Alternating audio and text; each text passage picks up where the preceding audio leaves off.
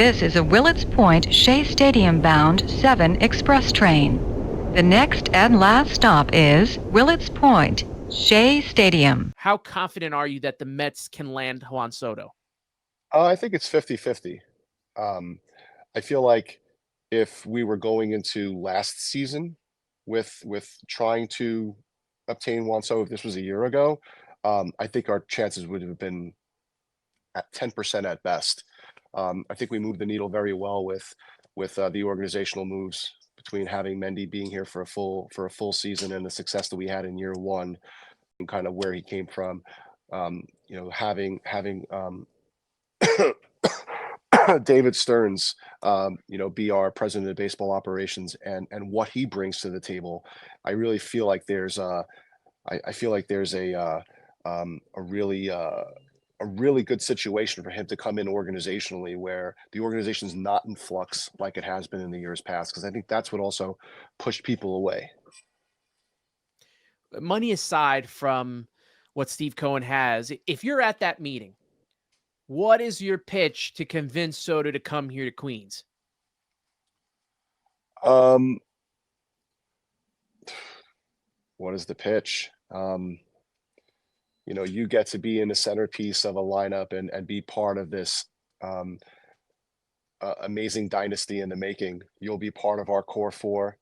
Your name, like you're gonna see the benefit right away where when you see, 5,000 Dominican flags in left field and in right field for you. You're gonna definitely see a big shift in what you felt Queens is already like. He's already gone on record saying how much he loves to play in Queens. So I can imagine the presentation would be about showing hundreds or even thousands of Dominican flags waving throughout the right field and left field and chanting his name. Listen, I think that it really just it comes down to legacy and I don't know if for him like what his ego means, but I think a lot of times when these presentations are made, you're playing up to someone's ego.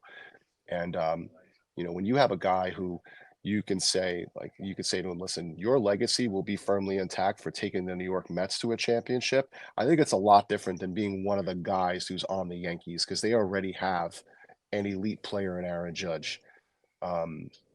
You have a chance to be really 1A instead of 1B. Even though Francisco Lindor is our 1A right now, but I think Juan Soto, if you look at his production offensively, it's a step above what Lindor gives us. No disrespect to him, because he also plays elite defense where Juan Soto doesn't. I think Juan Soto's offensive production makes up for any lack that he gives us defensively. Patty in NYC doesn't buy into the line about the winning stuff, which Scott Boras was the one who said, he's looking to be a part of a winning team.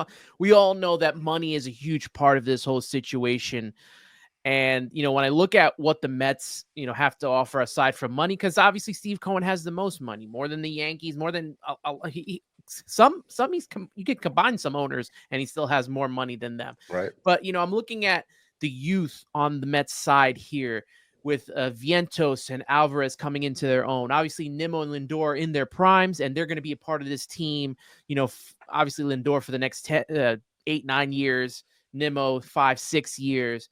They'll always have money to contend. And, just the atmosphere that they brought together in 2024, which you never really saw in the past. A lot of it was, LOL Mets. We heard from other players about how the atmosphere in the clubhouse was not great. And it really feels that this team has turned the corner when it comes to that.